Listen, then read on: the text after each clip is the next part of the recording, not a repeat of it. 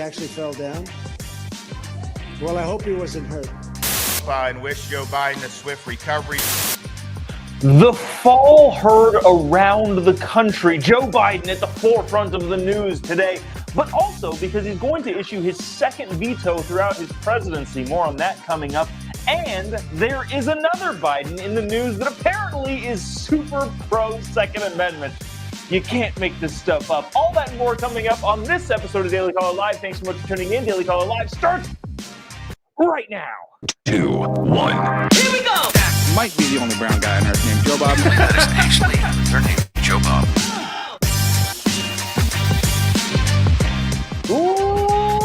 Live from the dingy bunker, completely cut off from the outside world, except for you fine folks. My name is Jobob. This is Daily Caller Live. Thanks so much for tuning in. On today, it is Friday, June 2nd, the year of our Lord 2023. Groundbreaking news has happened, people. Groundbreaking news. Joe Biden has fallen yet again. And I don't necessarily, there's a broader political point that I'd like to make on that whole thing. We're going to talk about Joe Biden falling, but this isn't going to be a, look at the president, he fell again, type of thing, although that is kind of funny. I'll say this on the onset. It doesn't really matter to me that the president falls. And the guy's 80 years old.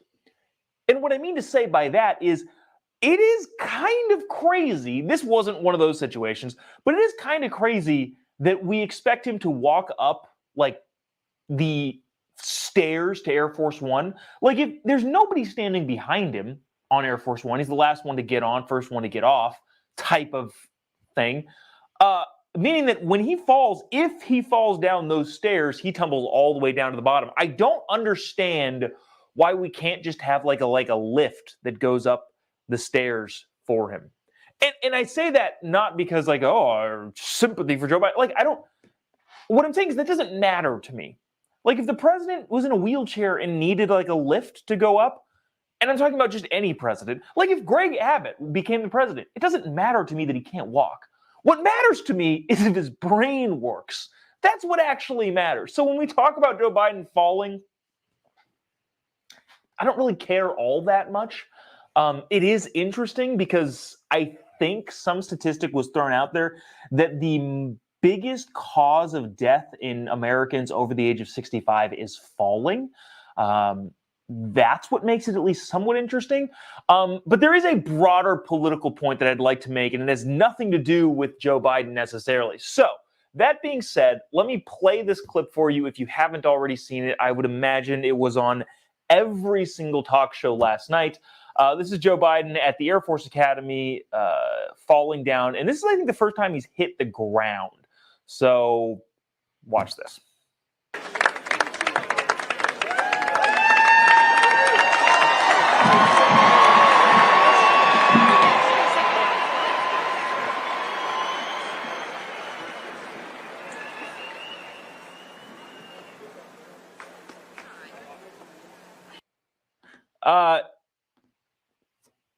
The man is 80 years old. In all honesty, regardless of what you think about his politics or anything like that, I wish him well. I wish he didn't fall, and I don't want him to get hurt falling. Now, the broader political point that I'd like to make here is I want you to watch the difference between how Trump addressed it versus how DeSantis addressed it. Both of them were doing rallies, I think both in Iowa. I think Trump was in Des Moines. I'm not sure where Ron DeSantis was.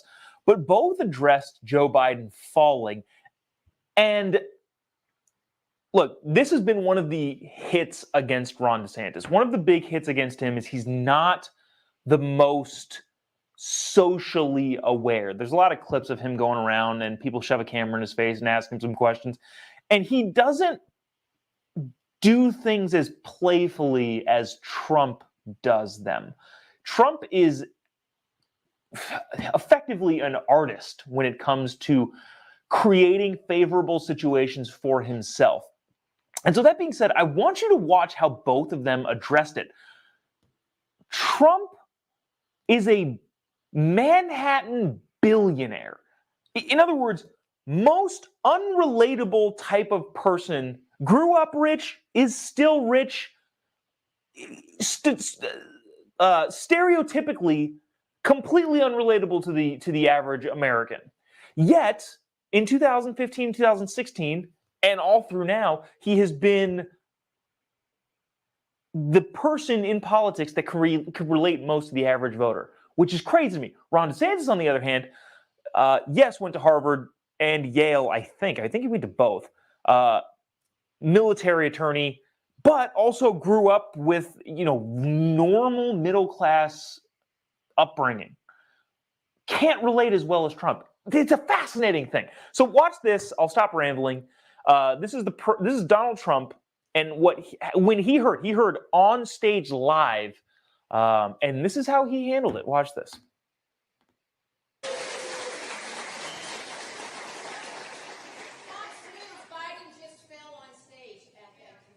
He did?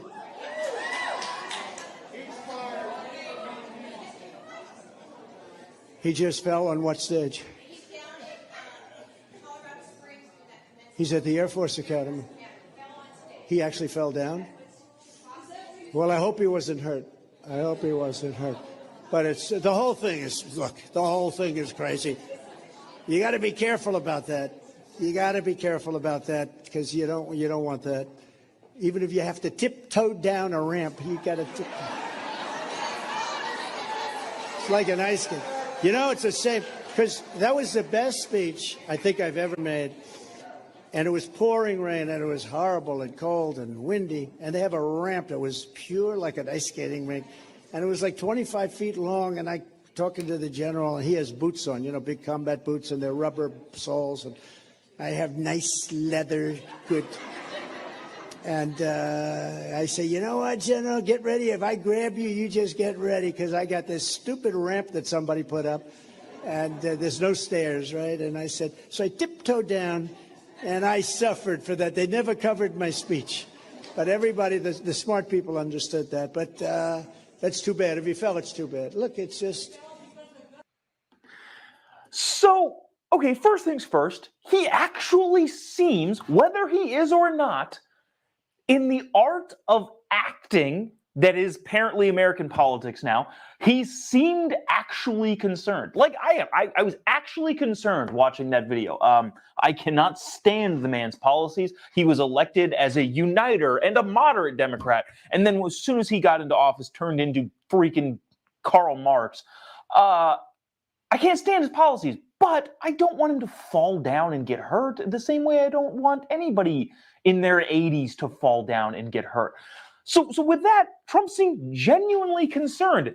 And then the ability to turn on a dime, not really turn on a dime, but use that thing to have a relatable conversation with a real life audience about a thing that everybody saw. If you don't remember this, Trump, I think, also was at the Air Force Academy, if I'm not mistaken. It might have been West Point. But he was giving a graduation speech at one of the military academies, I think.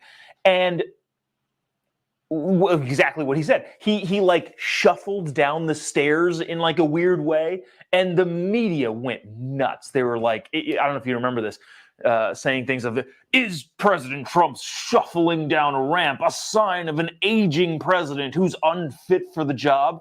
It was crazy. Everybody remembers that it was crazy. And the way that he does it, again, as a tactical politician, this guy is in the most unrelatable class of society. Just stereotypically speaking. Manhattan billionaire. You don't get any more elitist upper crest than that. But somehow is able to relate to everyday people because of stuff like that. Now, and I'm not trying to make this a Ron DeSantis versus Donald Trump thing, because I think, I'm an ideas person that doesn't really care. That doesn't matter to me who's carrying the torch of the ideas. But now I want you to watch this and know that Ron DeSantis's knock on him is that he's not as relatable. Even though he grew up in a very middle-class family and has achieved a lot, has a pretty awesome resume, but for some reason is less relatable to the average person than the New York Manhattan billionaire. Watch how Ron DeSantis did. He's snarky, he makes a funny kind of point, but it's just different. Watch this. Now, he did see, I think a lot of people saw, he had a fall at this Air Force event. And, you know, I don't know if he sustained injuries, but I just want to say that we hope and wish Joe Biden a swift recovery from any injuries he may have sustained. But we also wish the United States of America a swift recovery from the injuries it has sustained because of Joe Biden and his policies. Okay. I don't know, that's snarky and witty, I guess is decent writing, but it seemed robotic. And again, I cannot reiterate this enough. I hate the fact that American politics is this way, but for some reason that matters. I think Norm Macdonald said it, I was watching a thing with him, said that for some reason, and he doesn't know why either, the person most likely to win the presidency is the person that you can see yourself getting a beer with, just hanging out with. And Obama had that. Trump has that. George W. Bush had that. Clinton had that. Gee, if you go back, yeah, then first Bush, Reagan, all of these guys. Whoever was the most seemingly relatable, whoever was the best candidate always generally wins, regardless of policy, which is crazy because my ideal president is a neurotic person that doesn't really speak to crowds very well, but makes precise decisions in a room by themselves. I don't care what race you are. I don't care what gender you are. That's my ideal president. But for some reason, the acting component matters in who we elect president. Joe Biden landed then back in Washington, D.C. and seemed to be all right, which is good. Again, we're not rooting for the physical health demise of a president. This is what he said. He said he got sandbagged. Watch this. I got sandbagged.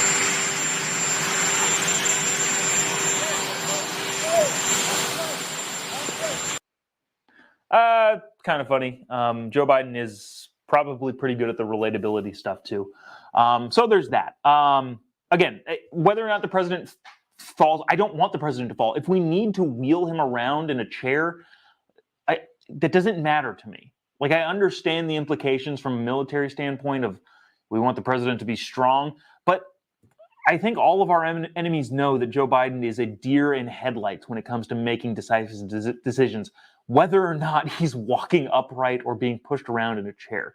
Bottom line is, the only thing I care about is his brain not working. So I'd much rather focus on that than him falling, even though we just did a bunch of time on him falling. But I don't think it was about him falling. I think it was about the candidate dynamic between a President Trump and a Ron DeSantis.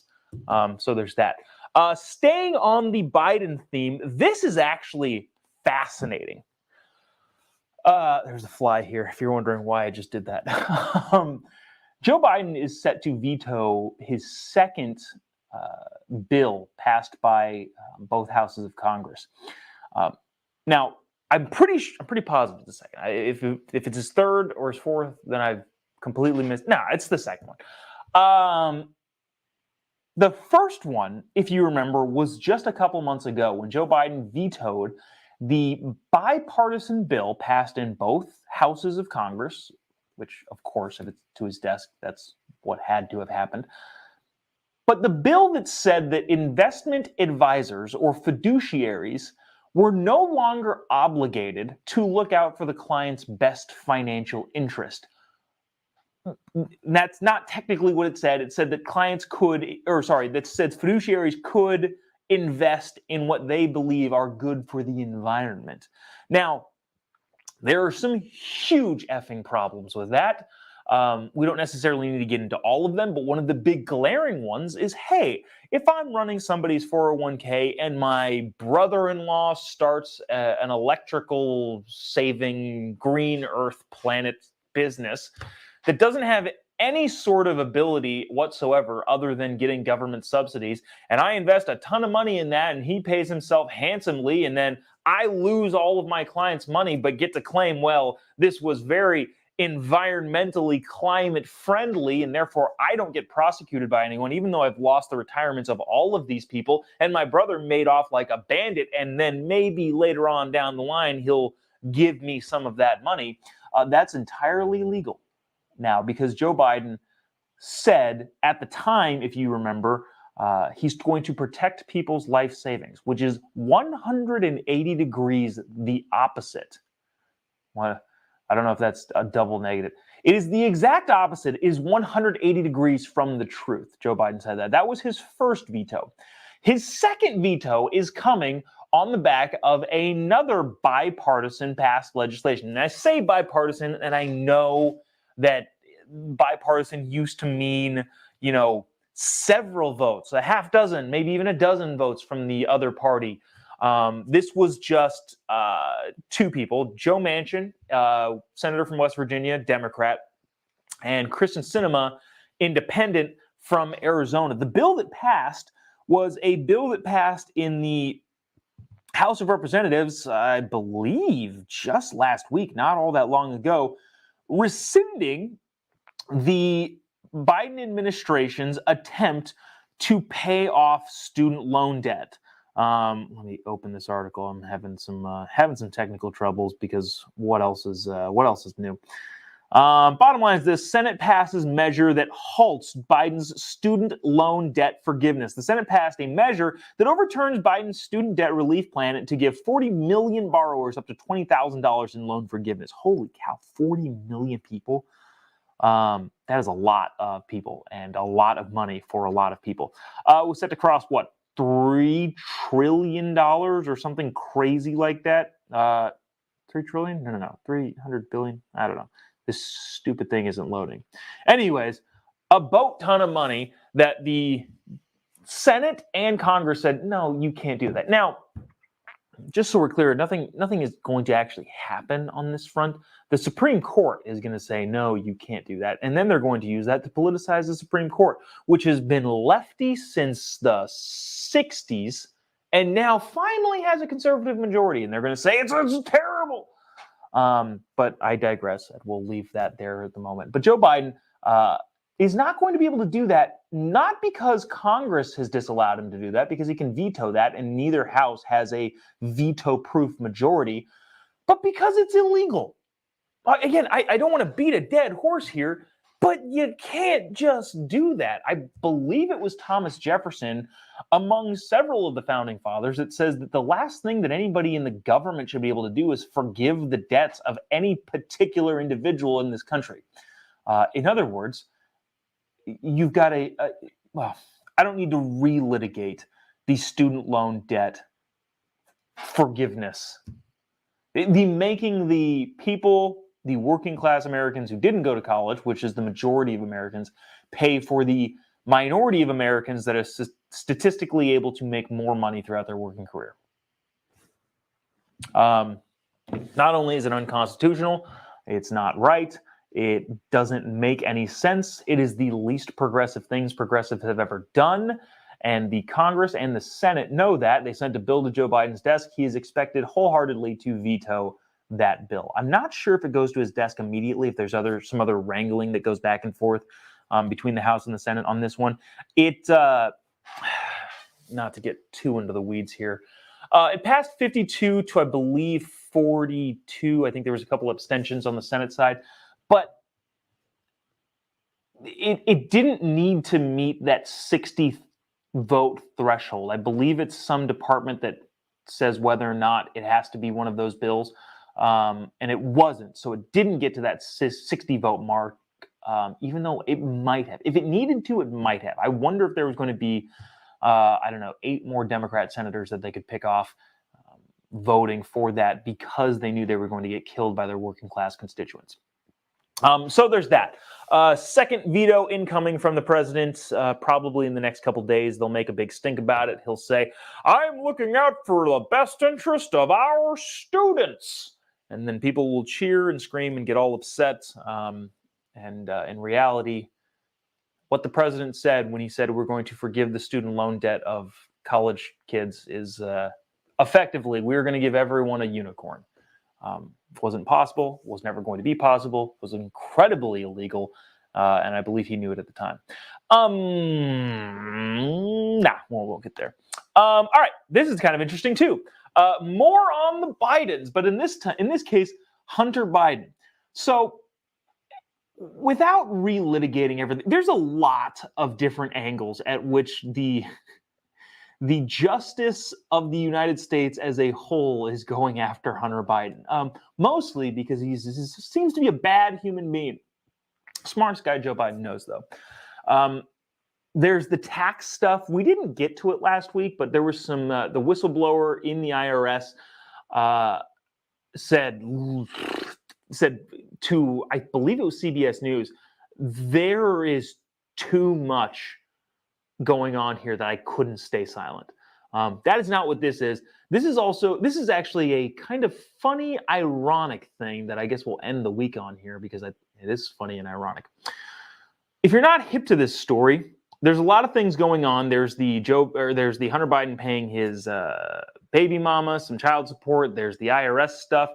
But then there's also the pending / possible / looming possibility that the Justice Department may charge Hunter Biden with other crimes that he committed that are visible and clear on this laptop. Now, I read a fascinating thing about the laptop. It's funny how there's always there's new drips coming out of the Hunter Biden laptop. Like how difficult is it to upload all of the Hunter Biden laptop things? It doesn't seem like it would be very hard.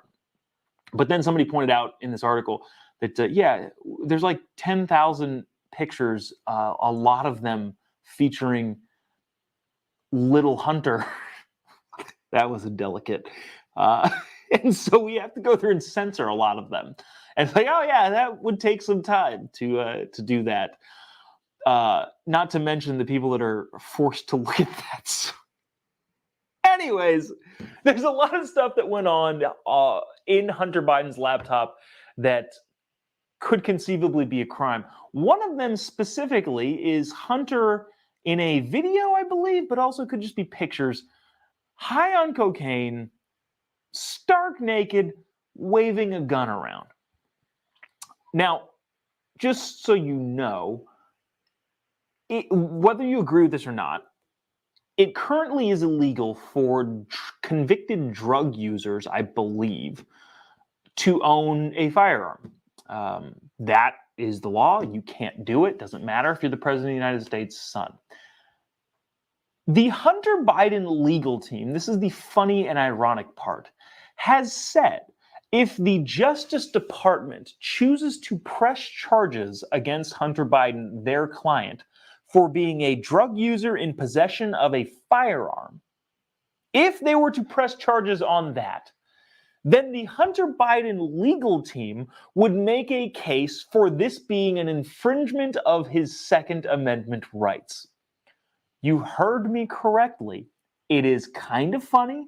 It's kind of snarky. It is unbelievably ironic. But the Hunter Biden defense team has openly stated that if charges are pressed against him being on crazy amounts of drugs, waving a gun around, if anybody presses charges on that, they are going to make an appeal saying, no, this law infringes his Second Amendment rights. And if that were the case, it would probably get appealed. It would get appealed again. It would get appealed again, possibly all the way up to the Supreme Court. And it could be, maybe, that Hunter Biden is the catalyst for the Supreme Court expanding Second Amendment gun ownership rights. It's theoretically possible and also not that far away in terms of likely ability, the likeliness of it. It is very possible that the DOJ charges Hunter Biden with this crime because there's so many other crimes circling around here. They could just go, hey, let's just do this, and then you'll get punished for it, and the American people will think justice has been done. Hunter Biden is off the hook. We won't look into the taxes thing anymore. We won't look into the child support thing anymore. Let's just get him on this little thing. And if the Hunter Biden defense team says no, this law is unjust, it infringes on his Second Amendment rights, and we will hold to that. Then he's found guilty. They appeal it. Then they're found not guilty. The prosecution, the DOJ appeals it, and it could feasibly go all the way up to the Supreme Court, which everybody knows this. There is a 6-3 majority of conservatives on the Supreme Court. So it is possible that we could have Hunter Biden versus the United States at the Supreme Court to decide whether or not criminals should still be allowed to carry firearms. And it's very possible that the Supreme Court would say, drug users could say, yeah, that's unconstitutional. And Hunter Biden could be the catalyst that expands gun rights in this country. That's just funny to me. Who knows how likely that is, but that is what his defense team has said they're going to do if charges are brought against him. I think that's a good place to head on into the weekend, riding off into the sunset. If you haven't already, give me a follow on any of your social media accounts. Just type in Jobob, you'll be able to find me. The Instagram is getting hilarious. We're doing a bunch more skit stuff, which I think is funny. Maybe I should have played a skit. That would have been fun. Yeah, good times on the social media accounts. Give me a follow there. Also, anything coming up? I'm going to be in Dallas next Thursday, Friday, and Saturday for the Texas Leadership Summit, the Young Women's Leadership Summit over the weekend, next weekend. So if you're in the Dallas area and at any of those events, feel free to come up and say hi. And I think that's it. Hey, have a great weekend. We will see you on Monday, because I think last week I said we'll see you Monday, but then forgot it was Memorial Day and we didn't do a show Monday. So yeah, this time there's no holiday. We'll see you Monday. God bless America.